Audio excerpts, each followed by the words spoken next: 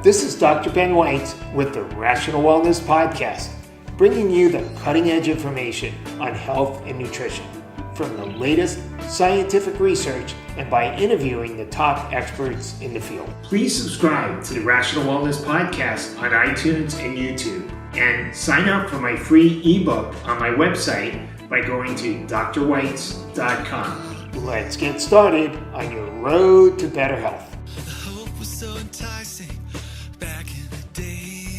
Hello, Rational Wellness Podcasters. Thank you so much for joining me again today. For those of you who enjoy listening to the Rational Wellness Podcast, please go to iTunes and leave us a ratings and review. That way, more people will find out about the Rational Wellness Podcast. Today, we are going to focus our discussion on men's health with our special guest, Dr. Myles Spar. We've talked in prior episodes about prostate health and libido with Dr. Gio Espinoza in episodes 8 and number 48. And these are important issues for men. But today, we are going to talk about these and other factors in an overall approach to improving men's health. Some of the ways in which men's health is different than women's is that men die younger. They have higher rates of heart disease. They may have issues with erectile dysfunction, prostate problems, and low testosterone, especially as they age. Men on average die 5 years younger than women. What are some of the reasons for this?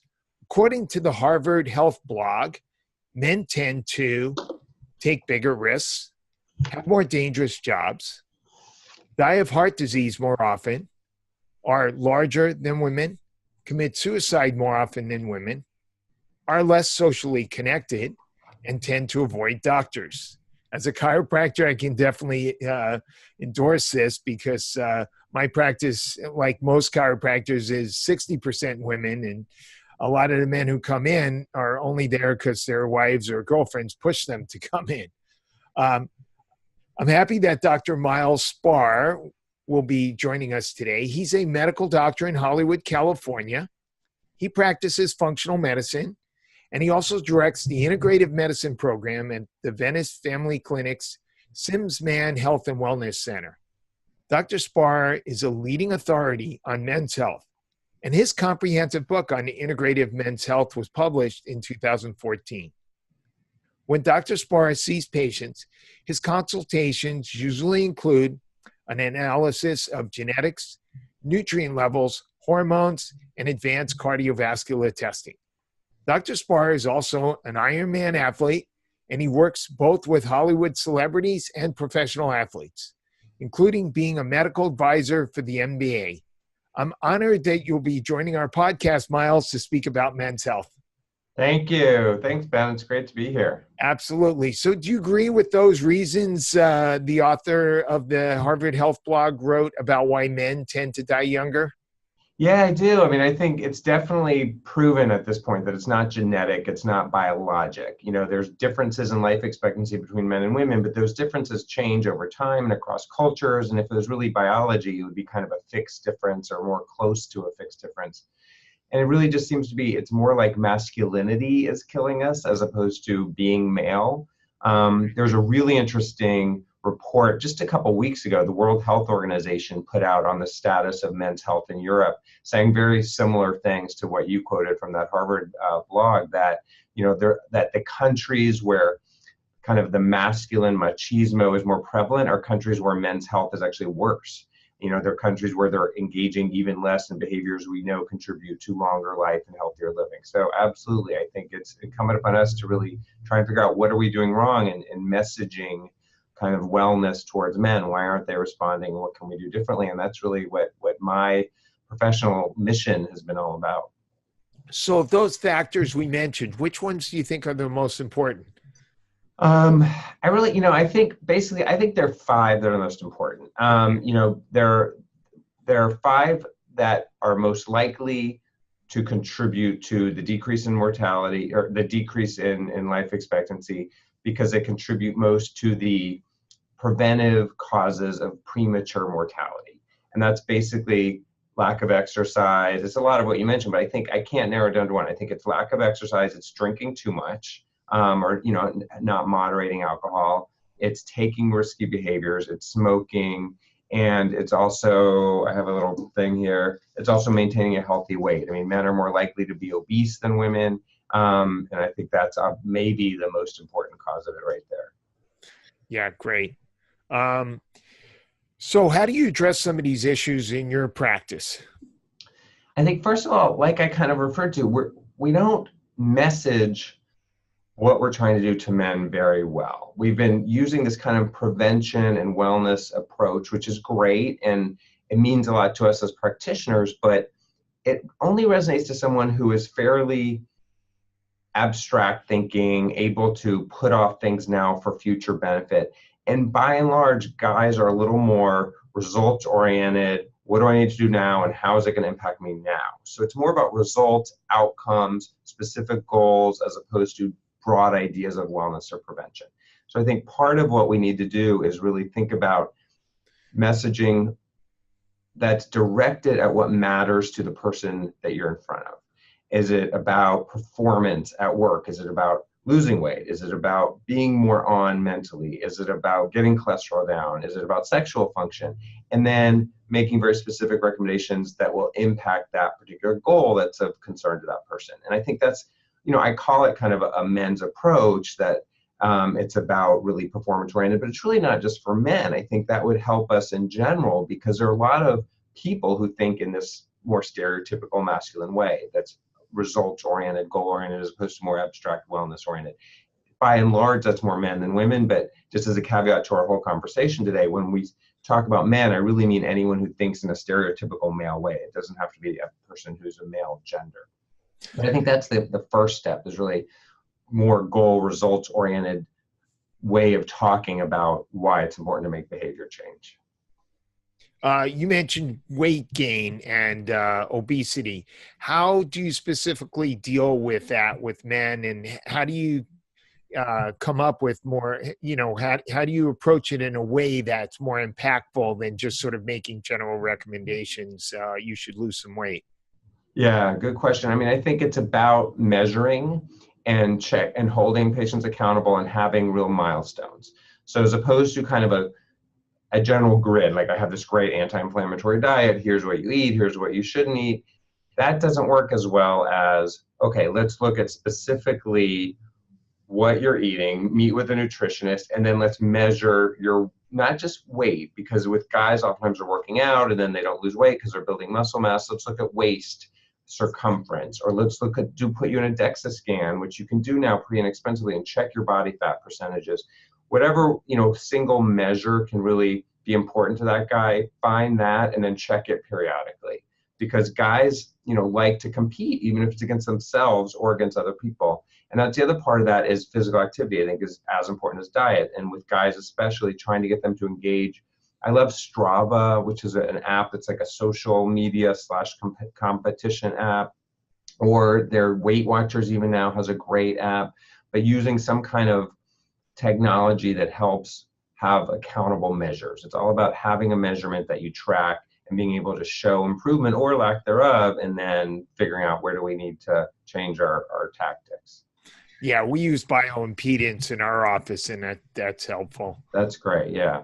Something that you use the same one each time, then it really is good at showing changes, and then if you're going in the right direction or not. I think guys, especially everybody, especially guys, like to feel like you're holding yourself accountable as a practitioner. You're going to say, look, I know this is going to work, and we're going to show it's working, and if it isn't, we're going to change things. And then they like to see that they're making improvements in black and white. Do you ever look at toxins as a factor in having trouble losing weight or some of the other health issues? Yeah, I mean, I like to do both, looking at toxins, looking at genetics, because sometimes people have genetics where they're not detoxifying as well. So I like to do genetic testing to see if they need issues with detoxifying, because it may be that they're being exposed to the same amount as everybody else, but their hormones are getting messed up because they're not clearing them out. And so even if you do measure their testosterone, TSH, and all that, it's kind of okay, but they're really not their hormones aren't operating as maximally because there's so many toxins. And some of that is determined, I think, by how good their liver is at clearing things out. And we can measure that through some of the genetic tests that can tell us, oh, okay, this person really does have a propensity to not clearing stuff out. So let's give them supplements that help boost whatever phase of detoxification they might need help with. What's your favorite genetic panel? It's a really good question. I mean, I play with all of them. Right now I'm using Pathway Genomics. It's not really my favorite, but I like it for right now in terms of price and availability. I also like, Pure Encapsulations products has this free, if you're one of their clients, has this thing called Pure Genomics, which is actually great. You can run 23andMe data for free through there. You get a great report. Yeah. Now, the caveat is I'm concerned because I'm hearing that there is concern with some of these secondary data analyses from 23andMe data, that there have been found to be quite a bit of misinterpretation. So I take it all as one piece of evidence. It's none of them is going to be a sole decision maker for me. It's just if someone comes in with symptoms that could be relating to, let's say, detoxification, then I look to see, how are they detoxifying? How's their SOD? How's their MTHFR? Some of these other genes to see, okay, that could explain it. Or, you know what, this doesn't even make sense. I don't really think this is significant. I mean, I think hopefully whole genome sequencing will become more affordable, and that's going to be a lot more reliable than any of these tests that look at individual SNPs. What was that concern about the 23andMe? So there are just some studies out showing that these like Promethease and Pure Genomics and some of these other, programs that basically do secondary data analysis, they basically take the raw data from 23andMe and run it through their systems, that there's a lot of error. Like especially in they've been found, I forget the numbers now, I wish I could tell you, but it was like 20% or more were reporting genes that were just inaccurate, that patients didn't have those genes that it said they had. Yeah, so it was a really high rate of error. So it definitely gave me some pause. Interesting. Yeah, we've been utilizing that service as well. So how do you deal with the heart disease risk that men have? Well, I think it's important, number one, to look beyond just the general annual physical lipid panel. I mean, that's a big thing. I think the just plain old cholesterol and LDL cholesterol is one part of the picture. You need to really look at these advanced like VAP panels like Berkeley Heart Lab or IU SpectraCell, one of these advanced panels that looks at things that go beyond the plain lipid panel. So they look at, lipid particle number and particle size, and do they have a bad pattern of LDL or, the bad kind of cholesterol? You can have the worst pattern or the not as bad pattern. But then especially looking at other markers, because we know that heart disease, number one, is plaque and inflammation. Those are the two essential parts, right? So we know the cholesterol can increase risk for plaque, but if their inflammation markers like CRP are really low, I'm less concerned. So it's really important to measure that. And then we know things like Lp(a), separate from cholesterol, a huge risk factor for heart disease. Bob Harper made that famous. He was he's the guy that is a trainer on Biggest Loser, really in shape guy, had a heart attack, or at least needed a stent placed emergently. And I think it was a heart attack. And there was a big article in the New York Times about the fact that his only risk was his high Lp(a). So back in like January, February this year, your listeners can look that up. But it's really good science writer for the New York Times, and it really brought to light how important that marker is, which unfortunately isn't always covered by insurance, but it's a really important, mostly genetically based risk. And then I think that's one of the big factors why when someone goes for their typical annual physical and they get this very limited number of blood tests, especially today, which, when it comes to lipids is maybe going to be like a LDL, a HDL, and a total cholesterol and a triglycerides, and sometimes even less, is because that's what the insurance is going to pay. And unfortunately, most primary MDs are trying to stick with the insurance guidelines. And so it's unfortunately, I think, shortchanging the patients. Yeah, I mean, there have been studies showing the annual physical as it's currently done literally is a waste of time. It doesn't provide any change in mortality or morbidity. There have been articles in New England Journal of Medicine and JAMA and very prestigious, very conservative journals about that. And it's because, it's all based on what insurance says as opposed to what is really optimal in terms of preventive medicine and evaluating risk, which is unfortunate because then it puts us in this position of saying, you really do need this test and this is how much it's going to cost. And I'm not making money off of it, but you really need this. So Right. For patients who are lower income, it's not fair. And MDs rarely even offer patients that choice, though. Right, because it's a whole discussion that they don't feel like, either they don't know about it because they don't learn about it. It's, it kind of goes down. They only learn about what's in the annual physical, or they're like, okay, I know he needs this, but I got 3 patients waiting, and do I really want to go into, you need this is why, is it covered, is not covered? So they're just like, no, I'm just going to check off the panel. And it's really unfortunate. Yeah. So and then the other marker I would say in there that I didn't mention is homocysteine. We know. And that's if someone can't afford genetic testing, that's kind of a hint that they might have like an MTHFR, a gene where they don't methylate their B vitamins well and don't clear homocysteine. And homocysteine is easy to lower, and it's a very known risk factor for heart disease. So that's part of it. And then imaging, I really think, again, it's not covered by insurance, but it's not that expensive. It's like $200 for a coronary calcium score. Right. To me, I love those because if somebody does have high cholesterol, but they don't really want to go on a statin, I don't really want to put them on a statin. We're trying fish oil, we're trying plant sterols, they're watching their diet. The thing that'll help me decide, okay, do we really need a statin or not, is something like a phenotypic test. Is that risk translating into real disease? And the way to look at that is something like a coronary calcium CT scan, which is only a few cuts, a couple $100, and we can see, do they have plaque or not? And if they don't, then I know, don't worry about it. You have some cholesterol, but it's not really manifesting as plaque, versus, you have a high calcium score of 100, we're putting you on a statin. And I think the reason why you mentioned that it's just a few cuts is to point out that it's not a lot of radiation. Right, exactly. It's not, some people get scared of having too much CAT scanning. This one, there's no contrast dye that they're injecting in you. It's really limited to just looking at the arteries around your heart. Right. Good. Yeah. So let's bring up the testosterone topic. Yes. So first of all, we're seeing lower levels of testosterone in men over the last several decades. Why is that?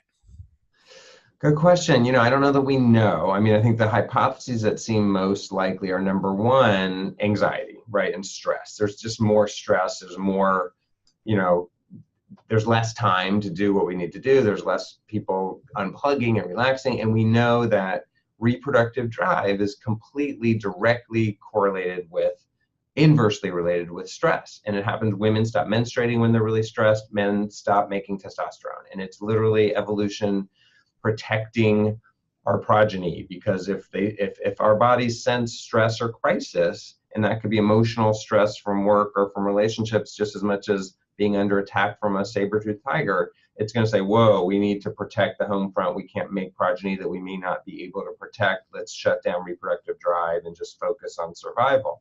So it's kind of hardwired in. Stress lowers testosterone. So I think that's a lot of it. I think some of it is environmental toxicity, and we see that to some degree, this difference between total testosterone and free testosterone, which I know you were going to ask about anyway, but basically some guys, like, their total testosterone is okay, but they have so much of this binding up protein called sex hormone binding globulin that their amount of testosterone available to really work is low. And some of that, I think, is due to environmental toxins that affect the liver, and then the liver makes more of that protein. But I think between the stress and the toxins, those are probably the most likely. We see fertility going down. We see sperm counts going down. So there's something really affecting reproduction in general in men and women, but you can see a direct correlation in men. And then opioids as well, I guess, would be the third one. We know that we hear a lot about this opioid epidemic. Opioids are very directly correlated with lower testosterone, completely. Even if you're just appropriately taking them for a couple weeks after having, surgery or something, your testosterone is going to go down while you're on them. Yeah. Opioids have all sorts of negative effects on the gut, every system of the body, really. When it comes to testosterone levels, it's interesting that really high levels of testosterone, like professional bodybuilders have, will increase their risk of heart disease, while really low levels also increase their risk of heart disease. And then, yeah, it's testosterone levels lower. A lot of times there's higher estrogen levels. And it's interesting that that's a negative for men, but for women, higher estrogen levels are very protective for heart disease, which is one of the reasons why women have lower risk of heart disease. Yeah. Yeah. I mean, I think there's this whole controversy about testosterone, but it shouldn't be a surprise that it's not good if it's too high or too low. I mean, we know with thyroid, for example, if it's too high, you can have problems. If you can have palpitations and risk of heart attack. And if it's too low, you get obese and constipated, and you can even have, all sorts of skin and other immune system conditions. So all hormones are very finely tuned and they affect each other. And so it's the same with testosterone. If there's definitely evidence too low testosterone affects increased risk for heart disease, increased risk for obviously osteoporosis and bone problems, and too high testosterone increases it as well. So it really does need to be in the optimal range. And so I think that's part of the issue with guys like bodybuilders that are taking too much of it. It's not like, I don't know if there's any good example, but it's not like more is better, I mean, more is better if they're low and they're just getting it to the upper 25% of the normal range. But if they're taking it over the normal range, it's not good. Yeah, what bodybuilders are taking is nowhere close to the normal range. Yeah. No. Taking thousands of times above what the normal range. Exactly. And they get results in terms of muscle mass, but they also get dangerous side effects and liver, heart disease, all sorts of issues. And I think the estrogen's the same thing. You want it in that what's normal for men. And that's the other thing bodybuilders and some guys do, and they'll read in Men's Health magazine and these magazines, take all these estrogen blockers, and then they take too much and their estrogen is unmeasurable. And they think that's great, but that actually puts them at risk for osteoporosis, because you want, between maybe 15 and 30, if you're measuring your estradiol level. If it's much higher than that, no, it's not good. You can get breast tenderness and issues, and you do maybe take a blocker a couple of days a week. But these guys who are taking blockers like every day and they feel great that their estrogen's unmeasurable are really in trouble. So you think 15 to 30 is a sweet spot for estrogen for men? Yeah, for estradiol specifically, yes. Estradiol, yeah. What about for testosterone? Because when you look at these testosterone tests, let's start with the total testosterone. The range on some of these labs is 150 to 900, which is a big range. I know. I mean, I think for total, really, if it's under 350, they're likely to have symptoms. First of all, with testosterone, I rarely just treat the number. If it's in the 100s, I will treat the number. Even if they don't have symptoms, that's dangerous for, like I said, bone and heart health and even diabetes risk. But if it's in the 300s, likely they're going to have symptoms if it's under 350. And so the symptoms, that a guy can have, they may not report sexual function issues, but they could have depression. They could have even been put on antidepressants because nobody checked testosterone, but really they're depressed because their testosterone is low. They can have low energy. They can just have lack of muscle mass or losing weight. Sometimes guys won't talk about, having issues with sexual function, but they'll talk about these other things. And those all can be improved if you get the testosterone normal. So I would say probably 350 is the lower limit of normal, of optimal. And up to, maybe 900 is probably, much above that. You risk the blood count getting too high. You risk acne. You risk getting that kind of road ragey kind of feeling. And it's, there's probably no extra benefit of getting it to 1100 versus 900. What are some of the strategies for helping to normalize or elevate testosterone levels besides taking testosterone? Yeah, so a couple things. Number one, you can take some things that naturally do block some of that conversion of testosterone to estrogen. So like zinc, for example, or there's a natural herb called chrysin, which you can even put into a topical thing. Those help block the conversion. We all convert testosterone to estrogen via this enzyme aromatase. So those are natural aromatase inhibitors, so they will naturally boost testosterone a little bit. Whenever you take zinc, you want to take a little bit of copper with it in a ratio of about 10-to-1 zinc to copper because they go together. So there are supplements that will have those combined. So those are kind of natural ways. Other than that, there are other things that help boost libido and male energy, but they don't boost testosterone per se. but still I think they're worth using if testosterone is mildly low and somebody has symptoms. So like, for example, in Chinese medicine, the ginsengs we all know about, right? Especially Panax ginseng. And in Indian medicine, there's tribulus, which is kind of like the Ayurvedic form of ginseng. In South American, there's maca root, which they call Peruvian ginseng. So, every culture kind of has their own male energy formula. I really like tribulus. Maca has been really well shown to help with mood changes. There's a good study showing men on Prozac, I forget if it was Celexa, Prozac, one of those SSRIs, which are known to cause sexual side effects, taking maca, I think it was about 2 grams a day. And this was like a very, well peer-reviewed study, had a decrease in those side effects after they started the maca, those sexual side effects. So I think that's a great thing to try. But those don't raise T per se, but they do help some of the symptoms of low T. Right. Tonkat Ali, have you tried that herb? No, I haven't. Yeah, check that one out. Look at some Okay. of the research on it. Great. Yeah, I definitely will. And then obviously the other things we talked about, that are really important. We talked about how stress lowers testosterone. So one of the most important interventions to increase testosterone is to find some stress management approach, whether it's meditation, yoga, Tai Chi, journaling, prayer, some breath work, something that, I counsel a guy to do every day to really help decrease the impact stress has on the body. And that's probably the most powerful thing. I found sleep to be really impactful as well. So many of us are sleeping, 4, 5, 6 hours a day. Yeah, no, that's true. I mean, most people do need 7 to 9 on average. You can get away with 1 or 2 less than that, but over time that absolutely decreases your ability to deal with the stress of life. And then that's going to cause a cascade event. So yeah, that's a really good point. Yeah. And so to bring up the free testosterone thing, I've noticed a huge percentage of men with low free testosterone levels, even if their total testosterone level is sort of in, normal or mid-range. Yes.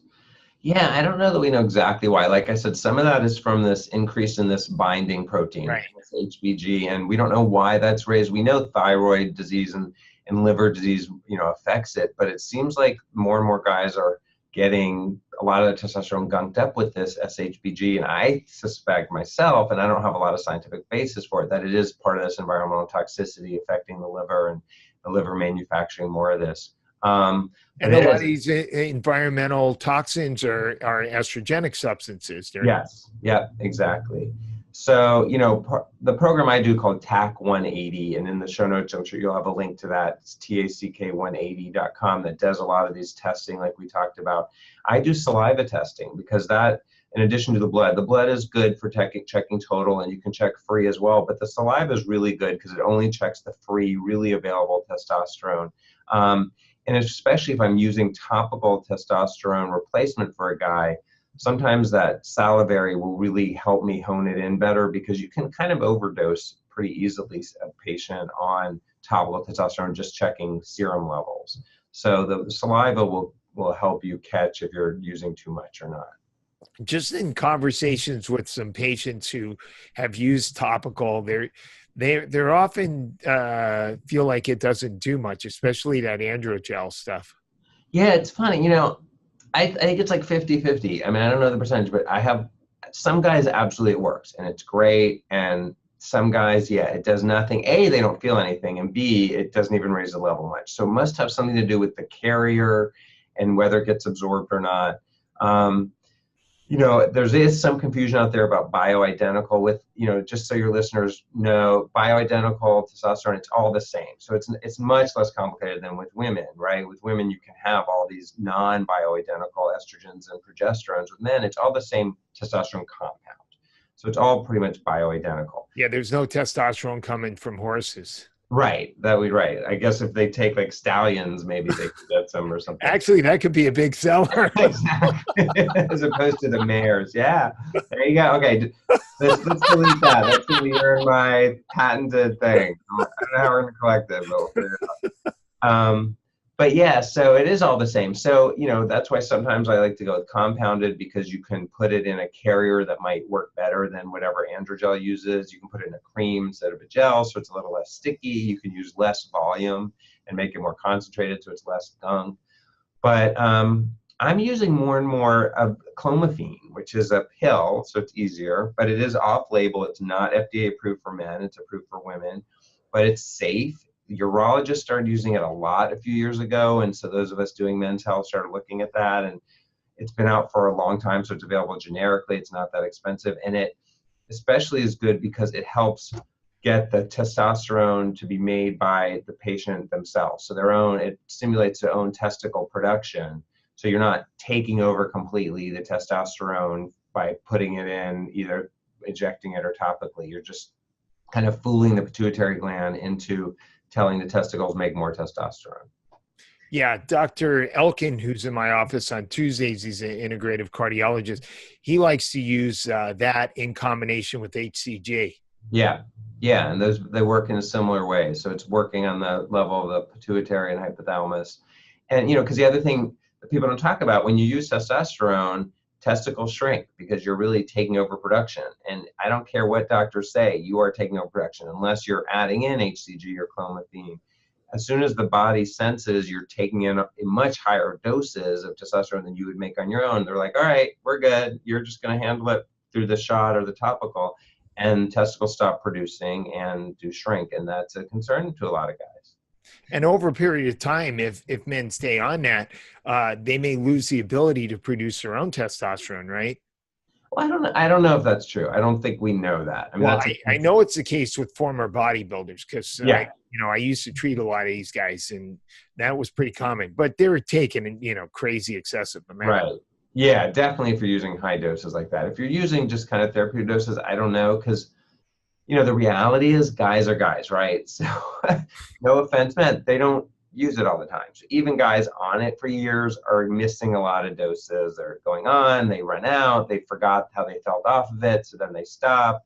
So it really ends up not being an issue. Most guys are not on it day in, day out for years, unless they're, like you said, bodybuilders or something. Do you use PSA to screen for prostate problems? I just recently had a physical with my primary care doctor, and he said, I don't believe in PSA anymore.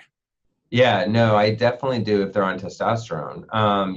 You have to. I do both an annual exam. Yeah, but even if they're not.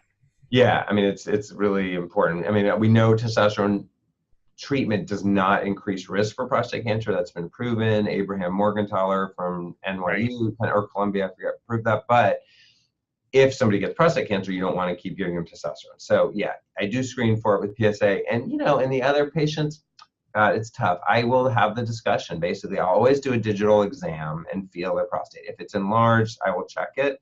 I usually try and also check a free PSA.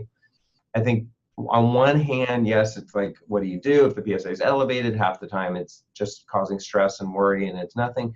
But the good thing is nowadays, most men have access to a prostate MRI.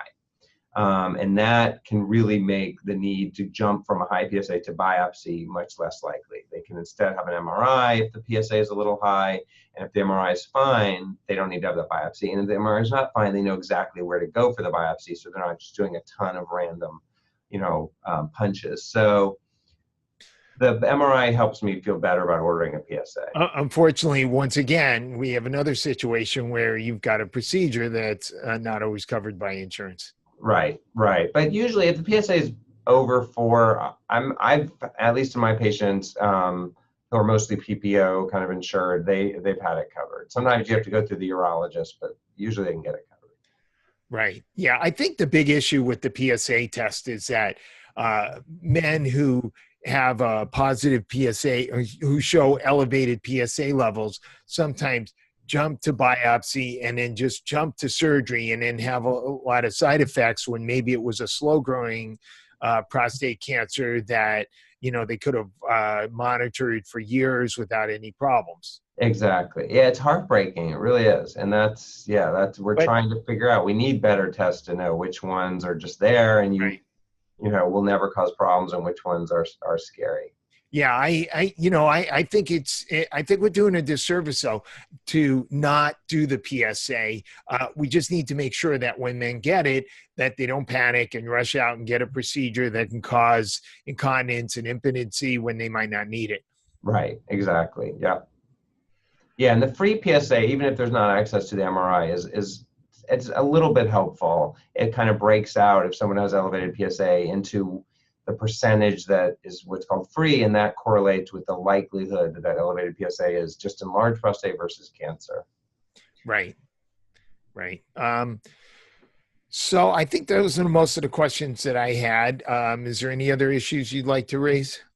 No, not really. I think, it's just important for listeners to know that, number one, there are ways to help men make behavior change. And I think it's really, really important, whether you're a practitioner or a patient, to do that. It's Movember right now. I'm not sure when this is going to air, but this is, Men's Health Month. And it's literally life and death. I mean, it sounds, like hyperbole, but men are dying because they're not resonating with the messaging we're giving. So I just encourage listeners to really think about one step at a time. Don't talk about big global prevention messages. Talk about one thing you or your patient can do to decrease the risk of getting some kind of problem, and make sure they understand how it affects something they're concerned about. So make it goal-oriented. My whole tagline is, when you're healthy, you can win. It's when you're not healthy, there's that saying, I forget who said it, somebody who is healthy has 1,000 dreams, somebody who's unhealthy has one. And that's really something to think about. That's great. That's a great note to end on. So how can listeners get a hold of you and find out about what you offer? Sure. So my website and blog and everything is at drspar.com, drspar.com. And then the program I have for optimal men's health is called TAC 180, TACK 180. So TAC180.com. But really, I encourage you to sign up for my newsletter. It's very brief. It's once a week, just 3 nuggets of information that are germane to men's health. And you can sign on to that right on the website. That's great. I'll put links to that in the show notes. Thank you, Myles. Thank you. Appreciate it. It was a pleasure. Yeah, excellent.